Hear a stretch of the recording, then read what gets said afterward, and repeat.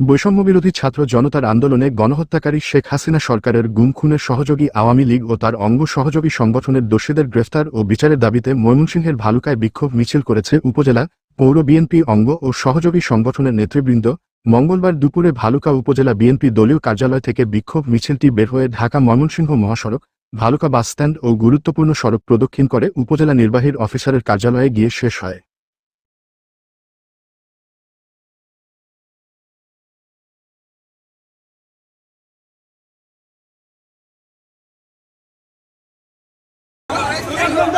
Action! Action! Direct!